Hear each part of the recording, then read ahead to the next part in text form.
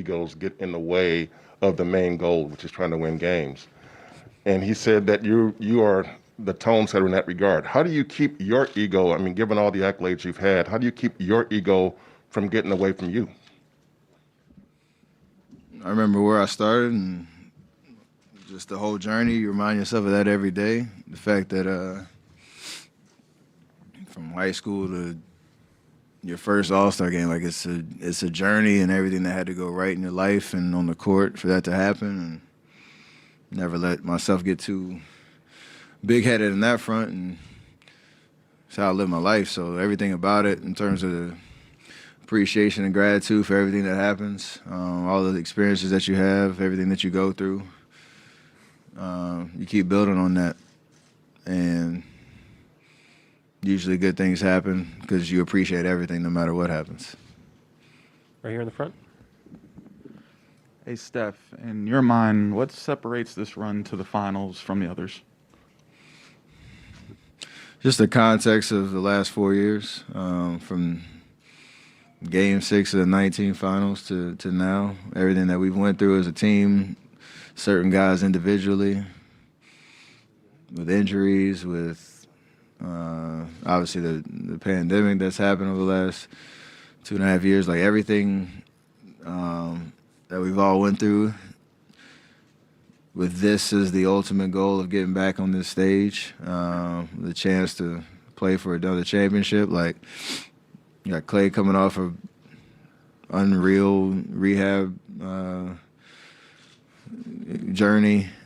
I broke my hand. Draymond was injured with a bunch of different stuff. We had a lot of young guys coming into the fold and trying to reclaim our chemistry as a core, but also, get those guys up to speed and how they can help us and help impact winning. And then, you look up and all the work that you put in over the last, 2 years has paid off, built on the experience and the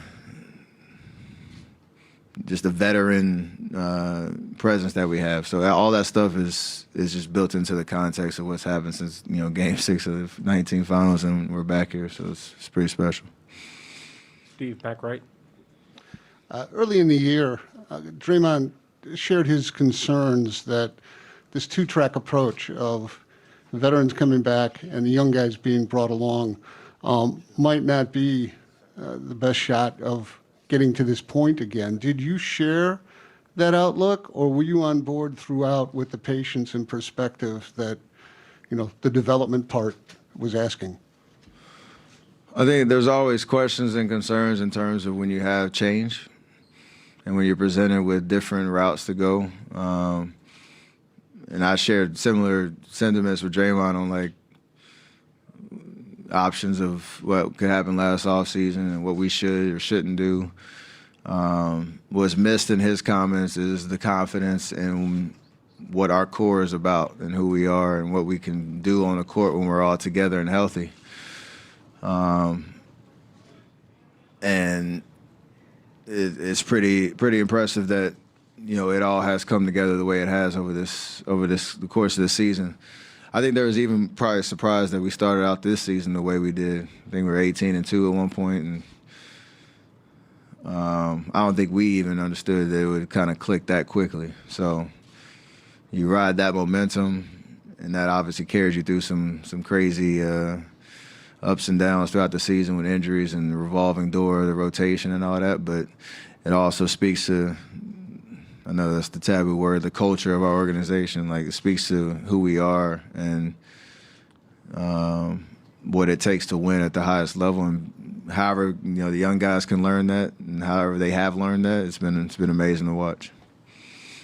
Gary in the second row. Steph, younger generation just might only remember the Warriors dynasty, title contenders yearly, but it wasn't always that way. What was your impression of the organization when they drafted you?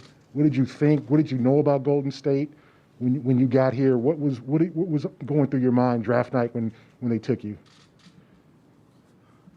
There's a lot in that question. What did I think about the organization? I didn't think much about it. Just I was growing up on the East Coast. I mean, I watched games, but all I knew was really the We Believe team and Baron Davis dunk and then beating Dallas. That was the top of mind. I knew about Run TMC, but didn't really understand the history as much. So when I got drafted, I thought I was going to New York and didn't really have Golden State on the radar at all. And then there was a lot of drama that my rookie year with the potential Phoenix trade at draft night and me and Monte as a small backcourt, can we play together? And obviously what his answer was at the time. So there's a lot going on in that sense. But to see the evolution from that year to now, and the fact that 6 out of the last 8 years we've been in the finals, like, it's crazy to think about, for sure. It speaks to all the different people that have had a part in that. Myself, Draymond, Clay, Andre, all the vets that have played significant roles for us. Our front office, Joe and Peter. Like, it's been an amazing run. We obviously feel like we still have a lot left in the tanks while we're here. So I don't want to depress myself with the history of the organization right now. So I'm going to think about the bright moments. So I appreciate it. Adam, all the way in the back. Steph, these Celtics, obviously this is their first time at this level. Is there things from your first time you guys made the finals that, I don't know, that surprised you, you felt, you weren't prepared for, that you look back on that you wish you'd known about this level? Me, I'm not going to give it away right now for them. I think the biggest things like days like today, where your routine's a little different than it usually is in terms of your practice, your preparation, and all that. There are obviously nerves and adrenaline and anxiety and everything in terms of the emotions of playing at this stage. And that first game is sometimes all over the place because of that. And then once you settle in, it does become about basketball like it normally is. I think some of those guys have had multiple, Eastern Conference Finals appearances and stuff like that. So it's similar, but it obviously is different when you're the last two teams and you're feeling 4 wins away from winning a championship. So, once you get those nerves out, after the first game, you kind of settle in. And it becomes a little bit more normal each time. Mark, right here. Hey, Steph, given the influx of injuries that Andre's had this season, how have you seen him handle both that reality as well as approach the mentorship role that he's had compared to the other years?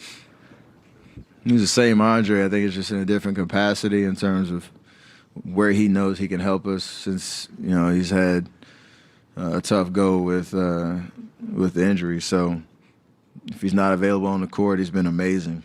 And just being a voice, a presence for the young guys, not just in the locker room during practice, but obviously you've seen him up and demonstrative during games on the sidelines. He's always been like that, but obviously when you're playing, you're a little bit more focused on what you have to do in between the lines.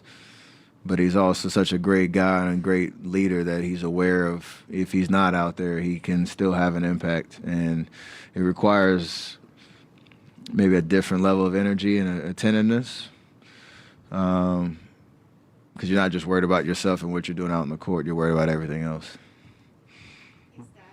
Draymond just talked about what it feels like to sort of be an old head on the team. And he was saying that Kuminga, sometimes he feels like he looks at him like he's 55 years old. Do you consider yourself an old head now? And what does that feel like or look like to you? At times, I try not to let my mind think about that too much because I don't want to feed into it. You want to feel like I'm still in my prime for as long as I can go out there and hoop the way I am. But it is weird. You think about like the age range of guys on this team that are out there and playing. You got 19, 20-year-olds, 34, Draymond's 33, whatever it is. And like you got, life is just different across the board. I always ask them, like, what do y'all do when y'all go home? Like what's y'all spending the next 6 hours? My day's a little different, so it's you appreciate the ability to influence those guys at the time that they're in right now, because that will set them up for success. Hopefully, as they come into their own as vets in the league and find their way and become true professionals. Some of that's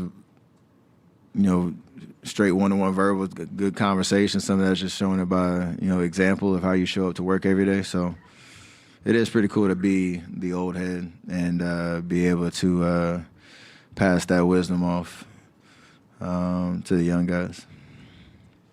Kendra in the front. Following up on that stuff, throughout your other finals runs, you, Draymond, Clay, were clearly leaders of this team, but you guys didn't have that generational gap between you and the rest of your teammates.